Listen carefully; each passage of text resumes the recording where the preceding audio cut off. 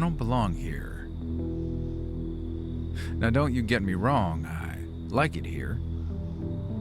It's just not my home. Hasn't been since that day long ago when I came back to life, a revenant. As soon as that happened, I realized I was now an alien, a citizen of another place. My time in this world was now a sojourn, as if I was living in exile from my native land. Now, I'm not complaining. Every day is full of joy, but there is that pang of longing to be done traveling and finally come home. I'm sure you know what I mean. This life may be short, but it's also a long, winding journey. All of us strangers are traveling the same road, coming up on every bend, not knowing what we'll find. If you want, you can walk with me for a while. I've been told I'm good company. Now come on, let's go get that horizon.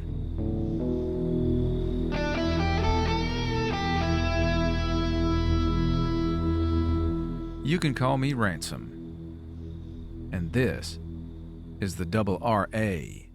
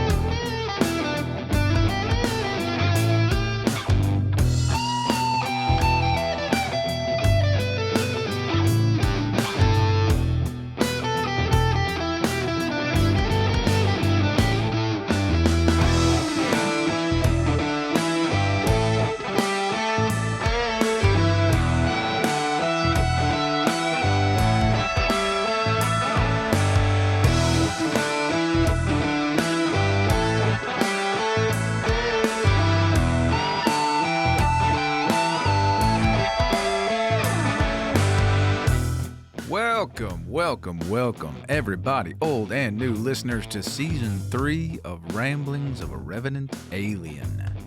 We are coming to you from our new recording space in the inner sanctum of what I will call the homestead. Join me at the fireside, pull up a chair, grab something bold to drink, and settle on in. Whether you're flying high or riding low, this is a refuge for you. A little bit of wisdom, a little bit of blues, and this season, much, much more. By the end, I hope and pray you come away with some light for your journey. And if you do, hold it high and pass it on.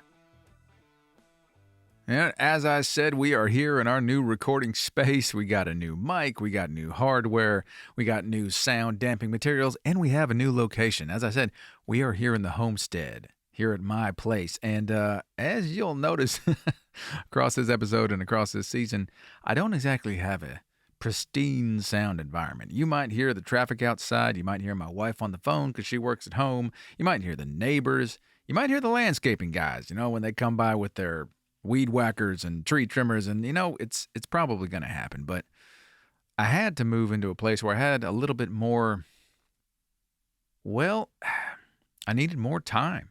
And it just takes a lot of time to pack up all your gear and go to a booth and set it up and record and then pack it up and pack it home. And it just was kind of limiting things. And I really wanted to give you all something more. I wanted to make something more, and that needed more time. And so now we're here in the homestead. And I'm excited for what this season is going to bring. So thanks for coming along. It's going to be worth the trip. Trust me. Well, enough of all that. What do you say we do some rambling, huh? Yeah? Let's go.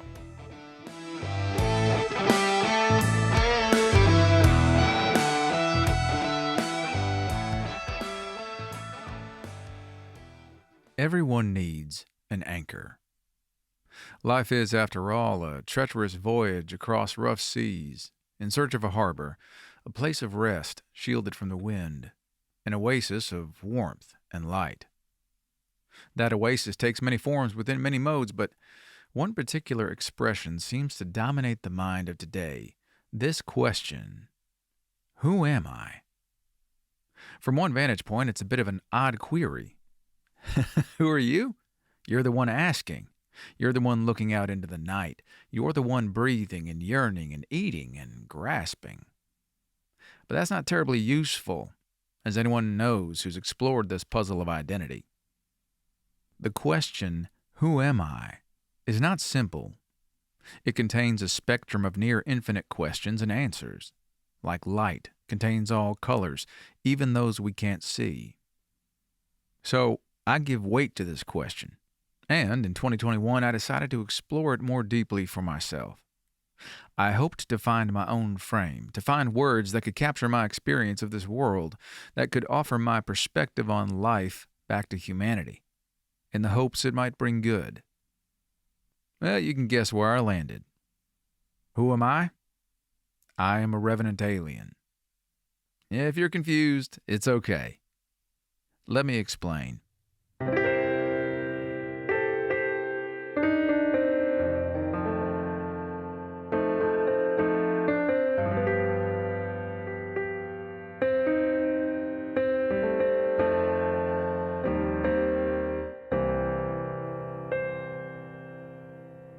A revenant, for those who aren't terribly familiar, is most simply defined as someone who returns. It can refer to a human spirit come back after death, or, even more horrifying, a reanimated undead corpse. Now, why would I identify with such a thing? Well, the truth is that I believe I am someone who's returned, someone who's come back from darkness, from death, from the void. And now I experience the rest of my life and my existence beyond it as a revenant. And an alien? I feel like that one's a little closer to home for many. This is the sense we all have that we don't exactly belong where we are. We don't quite fit. We feel like a citizen of another place, be it physical or metaphysical, and we live with a feeling of otherness. For me, that otherness is actually a deep part of who I am. I see myself as one who stepped across an invisible border into another country and joined its citizenry, and in doing so, made myself a stranger to most people in the world around me. I walk in the present with future eyes. I hear and see things most can't. My spirit is anchored elsewhere, even as I strive to live fully in each present moment. It's an alien's experience, and part of the way I ease the pain of it is to own it. I don't belong here. Much as I love it and love the people, it's not my heart's home. I am a Revenant Alien. And there's actually another reason, very specific, very ancient, that makes me see myself this way. It began with a moment that transformed me and a journey that's continued the metamorphosis even up to right now. And I'll tell you all about it in a moment. But first, let me tell you a story.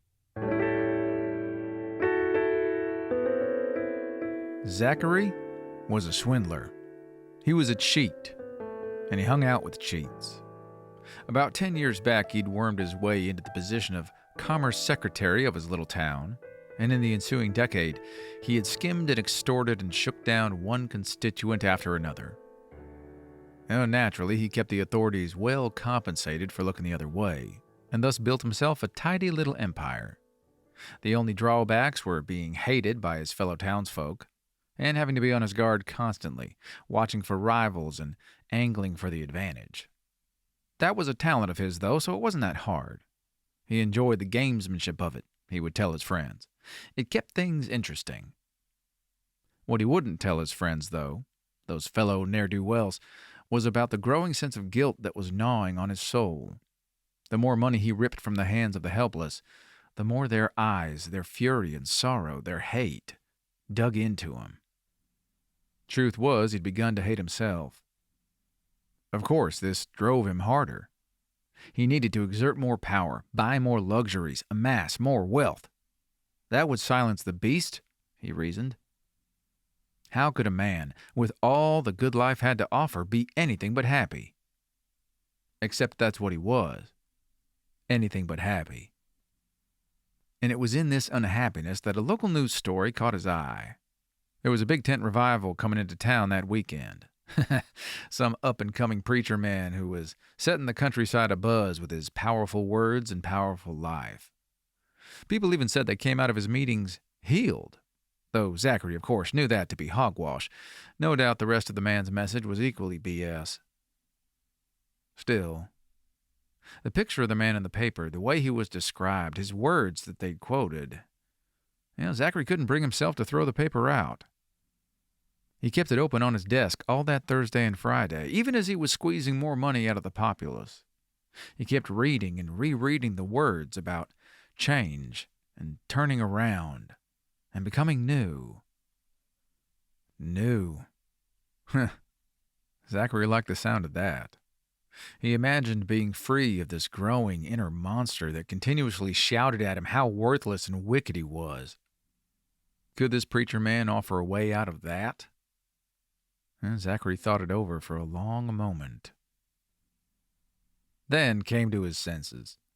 He knew what these preachers were about, a full offering plate, piles of cash to build a house for the Lord, and also buy a private jet.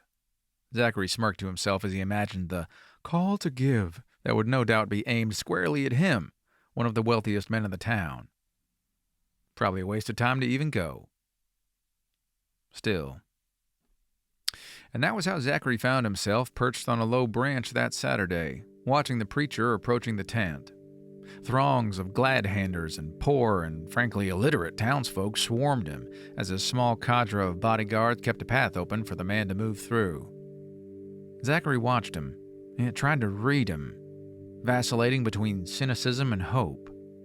Would this man say anything Zachary hadn't heard before? Would he even look in Zachary's direction? And it was at that moment that the man did. He looked right up at Zachary, sitting on the branch, and smiled with so much genuineness that Zachary couldn't help but smile back. "Now, Zachary, what are you doing up there?" the man said. "Come on down. Why don't you come sit up front?" After containing his shock and noticing all the flabbergasted and furious stares of the people around, Zachary managed, "Okay." He hopped down and followed the preacher man up the center aisle, trying to ignore the wave of whispers about how undeserving he was, the wonder at how a preacher could welcome such a lowlife. But the preacher man didn't seem to notice any of that. He just kept on smiling and greeting the crowd. Just as he was about to head on stage, he leaned over to Zachary and said, "By the way, you're taking me to lunch after this. Invite anyone you want. Sound good?" Zachary nodded, slack-jawed but overjoyed. And he stayed that way nearly the whole message. He couldn't look aside, couldn't believe what he was hearing, couldn't believe the change he felt come over him as he drank in the words and let them soak his soul. He was becoming new. And that was why, at that lunch with the preacher man and his entourage, Zachary invited all his low-life friends, the other cheats and swindlers and blackmailers and con men. And in front of all of them, he promised to give back every dime he'd stolen or skimmed or ripped off 4 times over. Zachary felt so free he could cry. He could feel it in his bones. He was a Revenant Alien. Maybe you've heard of him. He actually lived a long time ago in a little town by the name of Jericho. And he actually didn't go by Zachary. Most people know him as Zacchaeus. And that preacher man, they call him Jesus of Nazareth. Which brings me back to now.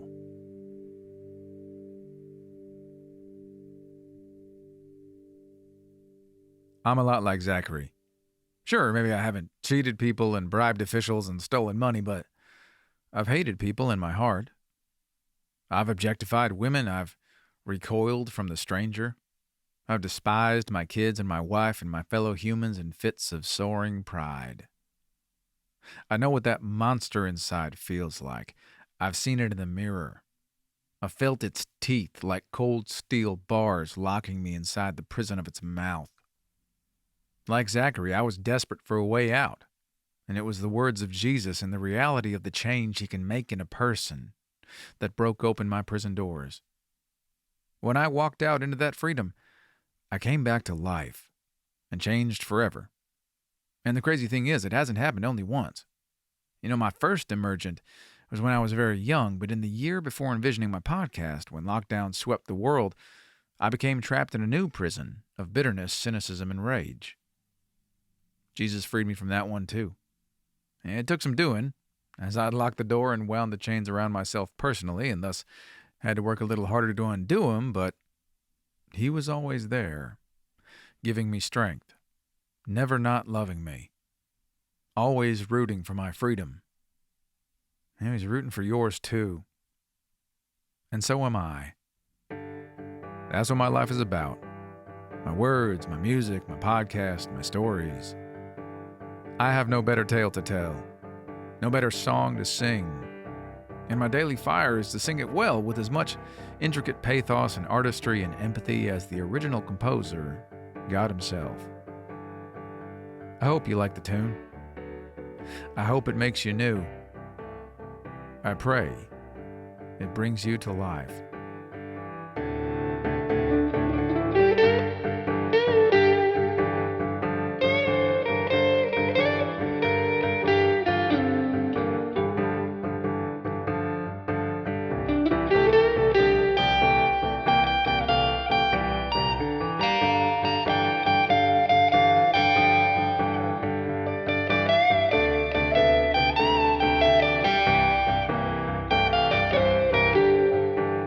Now, this podcast is about wisdom and blues, as you know, and I came to a realization as I began prepping Season 3. As much as I love the blues, my blues literature is so thin, it's embarrassing. I only know the names and work of a few modern artists and almost nothing about the long, long line of blues players that they came from, beginning over 100 years ago. Well, I thought to myself, this has to change, and right quick. Hence a new initiative of the RRA, Blues Lit. Every solo episode, I'll be highlighting a blues legend, sampling and discussing their music, and ruminating on the life they lived that produced it. And there's no better place to start than the one and only Robert Johnson. The first time I heard the name was in the title of a YouTube blues backing track by Andy Usher, which I'll link to in the show notes. Andy's stuff is great. But while I had no idea who Robert Johnson was, the track itself felt immediately familiar. And it's the slightly swingy, dominant sevenths, 1-4-1-4-5-4-1 blues progression everyone sort of knows. I associate it with down-home, rural, country-style blues, but I'd never really looked into the history. And standing tall in that history is a groundbreaking bluesman named Robert Johnson. He was a pioneer in the evolution of a style called Delta blues, named after the Mississippi Delta where the genre developed. Take a listen to one of his famous tracks called Ramblin' on My Mind. Take one.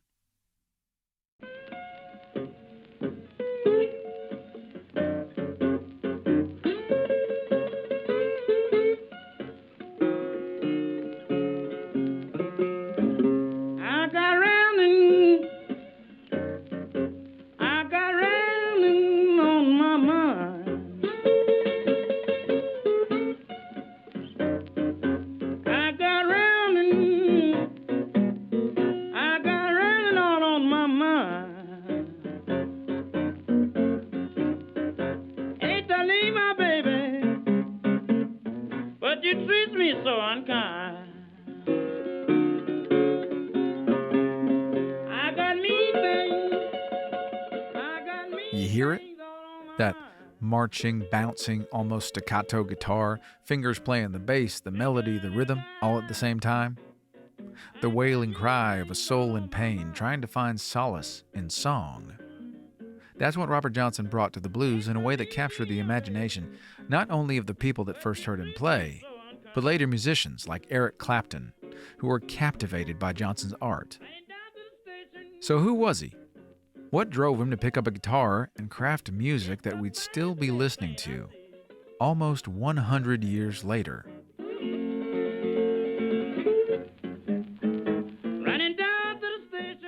Robert grew up in the southern United States, the grandchild of men and women who had been slaves.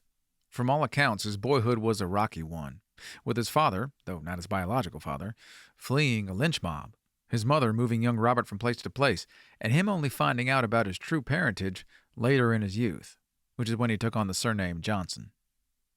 It seems his interest in music started when he was very young. He strung 3 wires on the side of a barn using nails and would sneak off to pluck the strings instead of doing field work.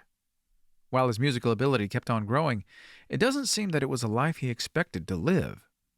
He married at 18, ready to settle down to work the land, to have a family, and hang up his blues hat.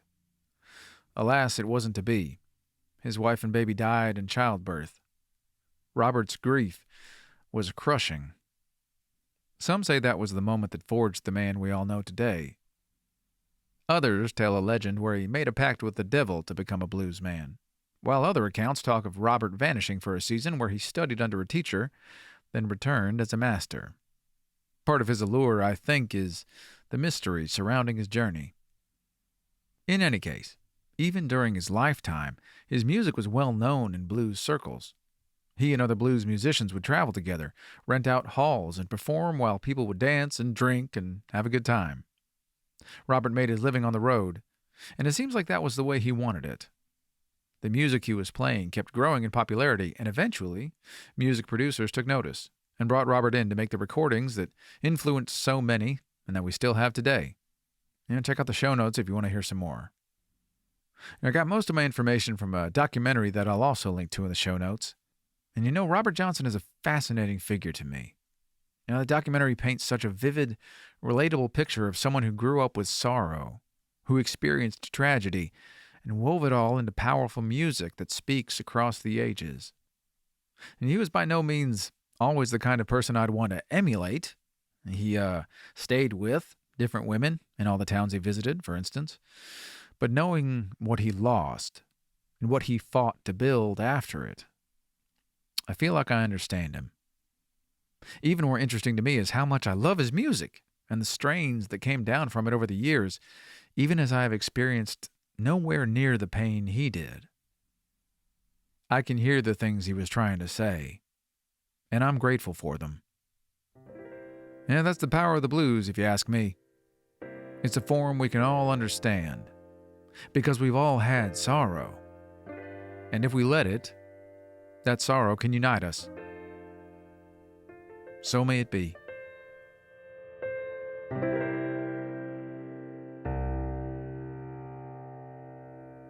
Okay, you ready to laugh? I'll admit, the show stays pretty mellow most of the time, which is fine. But this season, I'm going to make sure to carve out a portion of every RRA solo episode to give you a reason to guffaw, if I can. This week I got something special for you. Quick setup, and then we'll get to the funny. So, I have this coffee mug that I love.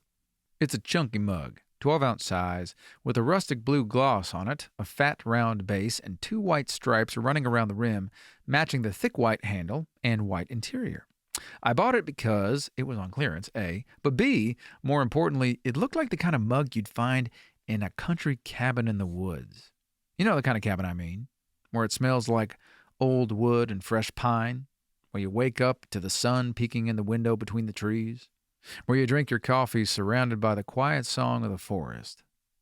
That's what this little mug makes me think of, and it strikes me that all of us have something similar in our lives, some artifact that connects us to the natural world, a fragment of the wild that helps us tap into that energy that we only get when we step outside our modern comforts and technology.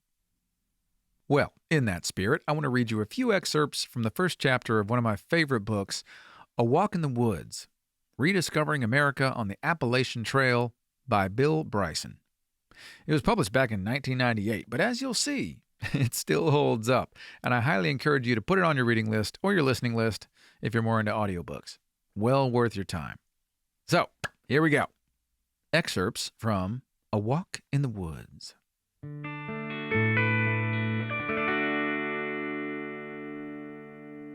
Not long after I moved with my family to a small town in New Hampshire, I happened upon a path that vanished into a wood on the edge of town. A sign announced that this was no ordinary footpath, but the celebrated Appalachian Trail, running more than 2,100 miles along America's eastern seaboard through the serene and beckoning Appalachian Mountains. The AT is the granddaddy of long hikes. From Georgia to Maine, it wanders across 14 states through plump, comely hills whose very names, Blue Ridge, Smokies, Cumberlands, Green Mountains, White Mountains, seem an invitation to amble. Who could say the words, Great Smoky Mountains, or Shenandoah Valley, and not feel an urge, as the naturalist John Muir once put it, to throw a loaf of bread and a pound of tea in an old sack and jump over the back fence? And here it was, quite unexpectedly, meandering in a dangerously beguiling fashion through the pleasant New England community in which I had just settled. It seemed such an extraordinary notion that I could set off from home and walk 1,800 miles through woods to Georgia, or turn the other way and clamber over the rough and stony White Mountains to the fabled prow of Mount Katahdin, floating in forest 450 miles to the north in a wilderness few have seen. A little voice in my head said, "Sounds neat. Let's do it." I formed a number of rationalizations. It would get me fit after years of waddlesome sloth. It would be an interesting and reflective way to reacquaint myself with the scale and beauty of my native land after nearly 20 years of living abroad. It would be useful. I wasn't quite sure in what way, but I was sure, nonetheless, to learn to fend for myself in the wilderness. When guys in camouflage pants and hunting hats sat around in the 4 Acres diner talking about fearsome things done out of doors, I would no longer have to feel like such a cupcake. I wanted a little of that swagger that comes with being able to gaze at a far horizon through eyes of chipped granite and say with a slow, manly sniff, "Yeah, I've in the woods." Oh, God love you, Bill Bryson. Any guy out there who has ever felt like he is namby-pamby among seasoned veterans of any kind knows exactly what he's talking about. But as you'll see, Bill quickly finds out that it's not going to be so simple as just taking a, quote, walk in the woods. The woods are actually trying to kill you. So Bill goes on to detail his discoveries about the potential dangers. Nearly everyone I talked to had some gruesome story involving a guileless acquaintance who had gone off hiking the trail with high hopes and new boots and come stumbling back 2 days later with a bobcat attached to his head, or dripping blood from an armless sleeve and whispering in a hoarse voice, "Bear!" before sinking into a troubled unconsciousness.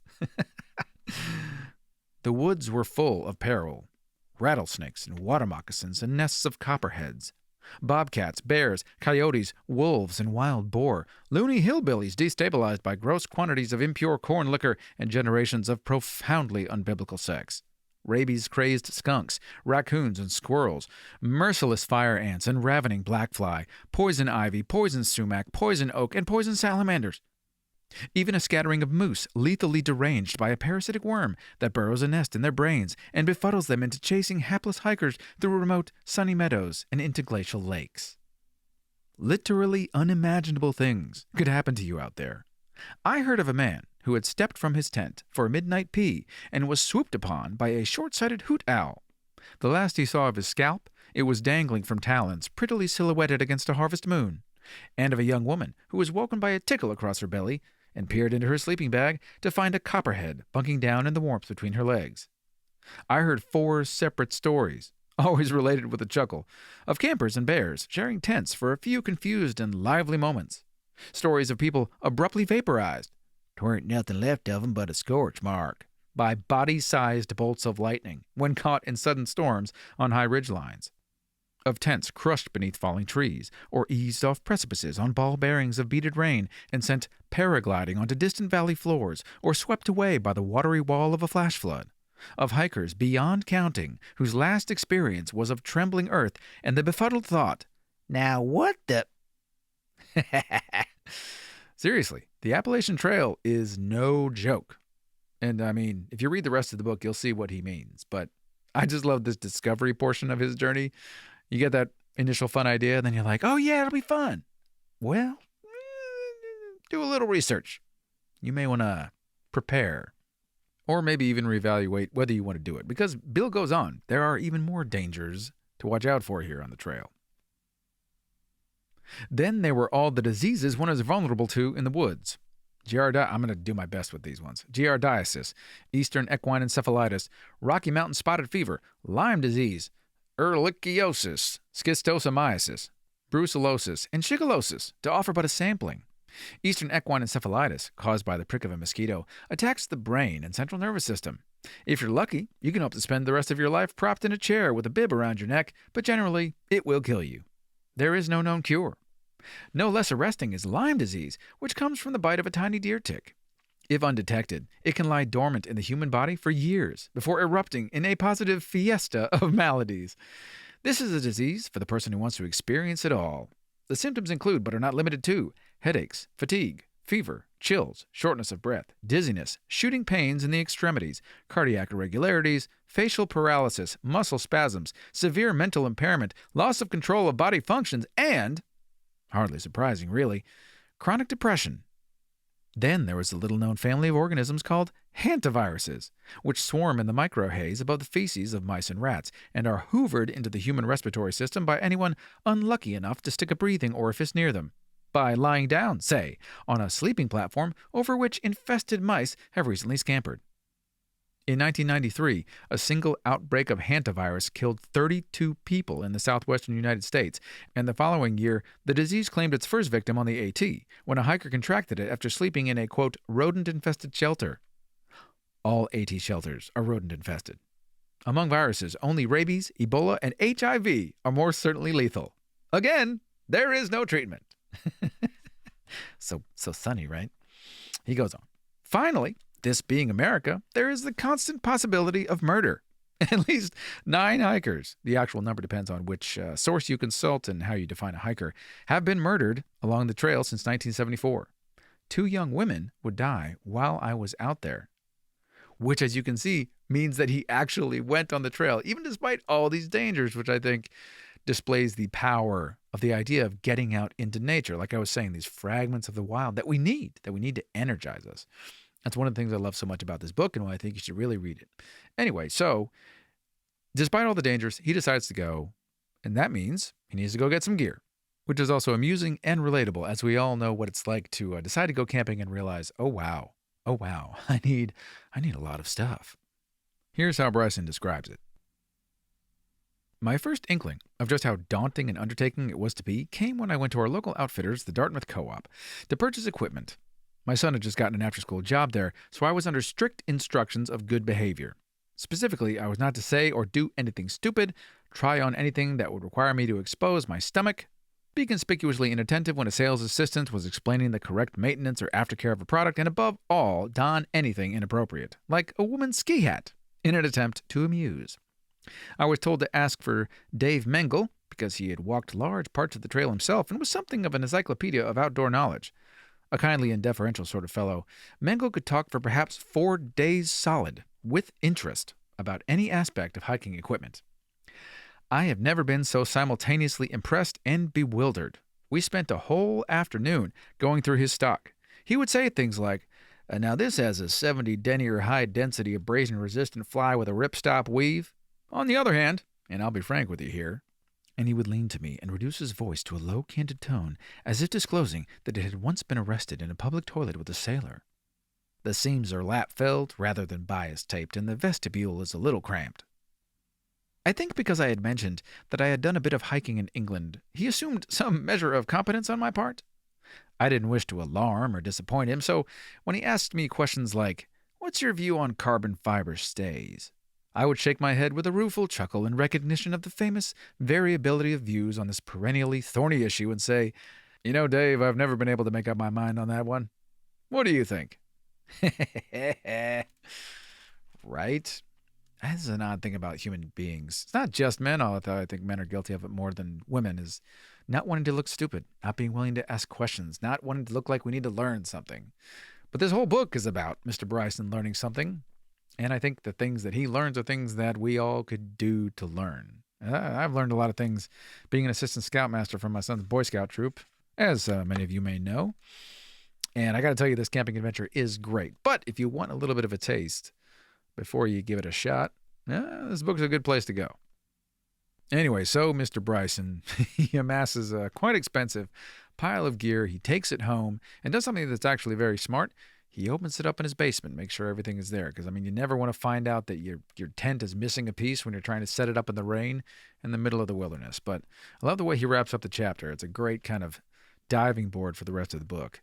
Here's how it goes. I put the hands-free flashlight on my head, for the heck of it, and pulled the tent from its plastic packaging and erected it on the floor. I unfurled the self-inflating sleeping pad and pushed it inside, and followed that with my fluffy new sleeping bag. Then I crawled in and lay there for quite a long time, trying out for size the expensive, confined, strangely new-smelling, entirely novel space that was soon to be my home away from home. I tried to imagine myself lying not in a basement beside the reassuring, cozily domesticated roar of the furnace, but rather outside, in a high mountain pass, listening to wind and tree noise, the lonely howl of dog-like creatures, the hoarse whisper of a Georgia mountain accent saying, "Hey, Virgil, there's one over here. Y'all remember the rope?" But I couldn't, really. I hadn't been in a space like this since I stopped making dens with blankets and card tables at about the age of 9. It was really quite snug, and once you got used to the smell, which I naively presumed would dissipate with time, and the fact that the fabric gave everything inside a sickly greenish pallor, like the glow off a radar screen, it was not so bad. A little claustrophobic, perhaps, a little odd smelling, but cozy and sturdy, even so. This wouldn't be so bad, I told myself. But secretly I knew that I was quite wrong. And that is the beginning of Mr. Bryson's tale of a walk in the woods. And I got to tell you, the pathos, the humanity, the laughs, the surprises, because he takes a friend along with him, and he and that friend become closer in ways that he never expected, which is always what happens, I think, when we take trips with people outside the comforts of modern society. Anyway, that, my friends, is but a taste of the humor, wisdom, and thought-provoking words throughout this book.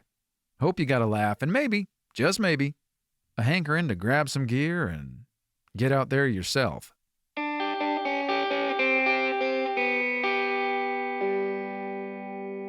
And now, a very special guest ramble from one of my dear friends, singer, songwriter, performer, and recording artist, Kenneth Perrin. Kenneth, take it away. I recently watched a video sermon by Marilyn Hickey. Actually, I think it's almost like 2 months ago, right around Christmas time. But she was talking about partnering and partnering with God. And I thought it was really interesting because I feel like the word partner always indicates some type of business type of relationship. And I guess it can also mean personal as well. But when it comes to people talking about collaborations and partnering, it always just kind of feels like it's supposed to be kind of more of a business type of mindset when you do that kind of thing. And I thought, if we're partnering with God, that actually can be a lot more in depth than what we realize. Because one, not only are we working with our Creator, two, we are actually learning about Him as well as ourselves. And then three, there are times, I think, when the exchange between us and the Creator differ. For example, there may be times where we have to completely rely. I mean, we're supposed to rely on Him anyway, but there are certain circumstances where we just have to trust that He's doing what He's supposed to be doing, and He's doing what He promised to do, and He's doing what He's going to do and come through for us when we have faith in Him. So it's almost like, in the sense, we're just trusting the partner that we're with. And flip side, there are things that He's asking us to do as far as believing in Him. That's our goal. And then other things that sometimes are more practical, like if we're supposed to receive healing, then maybe we should get more sleep, and if He speaks to our spirit and says, okay, look, you need to go to bed like at 10 instead of 11 tomorrow. Just little practical things, even though we may not understand why. That's us doing our part of the partnership. So it's a very beautiful dynamic going between the two. But I just thought that was very interesting. Good word, my friend. Thanks for bringing it to us. Everyone, check out the show notes for a link to all Kneith's latest doings and happenings and appearances, and where you can follow him on the socials. And if you want to hear more of his wisdom, head on back to his interview episode from Season 2, which I'll also link to in the show notes.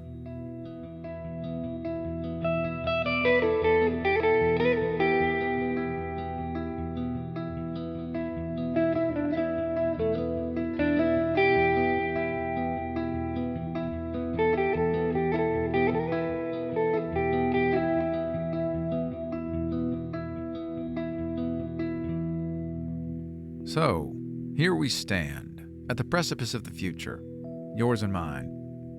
I hope you've enjoyed the upgrades to the podcast, and the new variety, the augmentations. Those of you who've stuck around for the past 2 years have slogged through a lot of unpolished material, and I can't tell you how grateful I am that you've walked beside me all this time. I hope you know that I walked beside you too, and that you're not alone. As we come to the end of this first ramble, I want to leave you with a call to action. And it's a simple one, but it will demand your highest self. On the plus side, though, it will be your greatest adventure. And it's just 3 words: live your story. Let me tell you what I mean.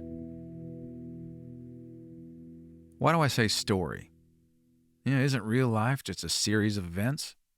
As much as we all love a good tale, there's a common skepticism these days of anyone putting forth a narrative, especially a meta-narrative.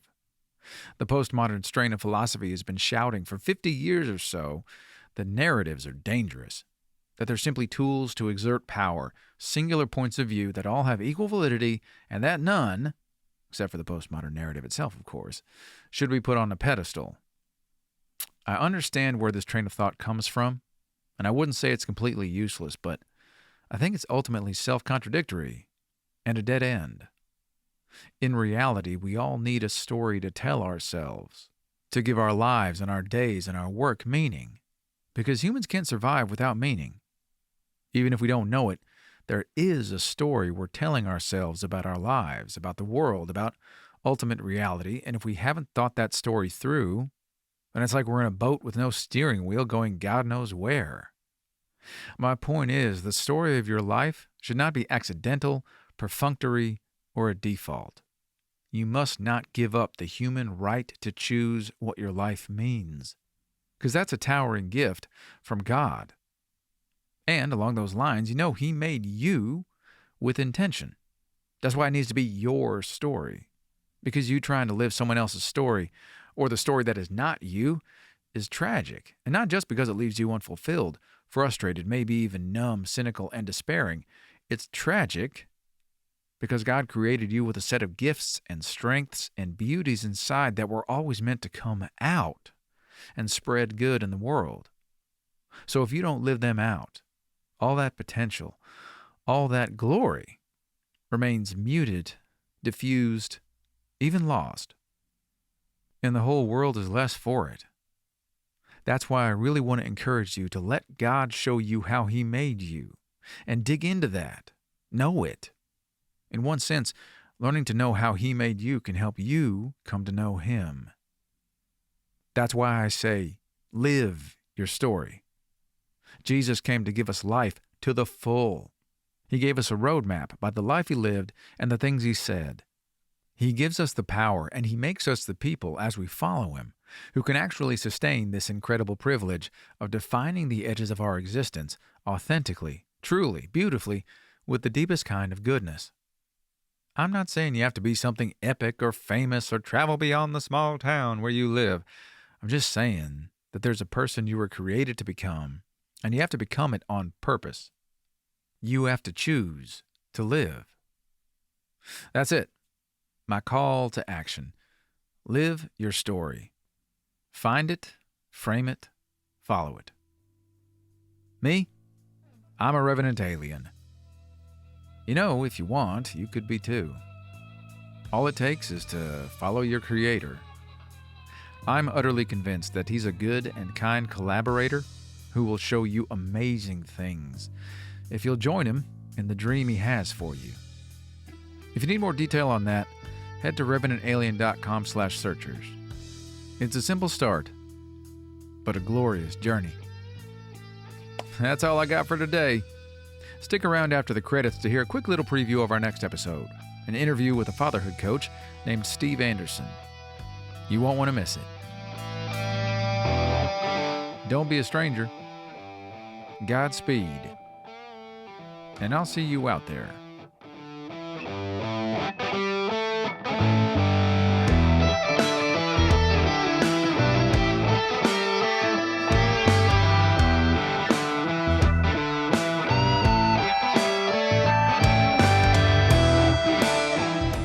Ramblings of a Revenant Alien is created and produced by me, Ransom. All the music you heard today, except for the Robert Johnson excerpt, of course, is created by me as well. You can reach out to me at revenantalien.com/contact or find me on X, Instagram, Medium, and the Wisdom app under @ARevenantAlien. I'm hosted by Spotify for Podcasters, who I cannot recommend enough. Special thanks to Alex at Sweetwater Sound, who helped me acquire all the new equipment for this season. To my wife Suzanne for all her support and love, to her dad Russ, without whose help I wouldn't have the snazzy new recording space I do, and of course, to Jesus Messiah, who makes my life worth living, who created me to create and called me out to live. Here's to the future. It's gonna be good.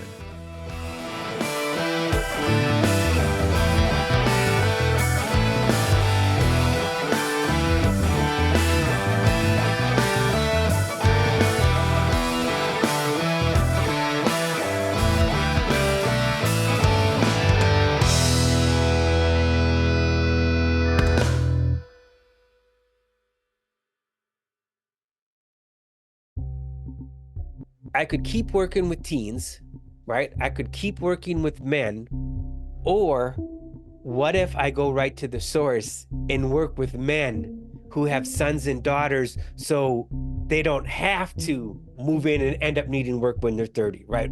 So I suppose that's the emotional track that got me into working with dads.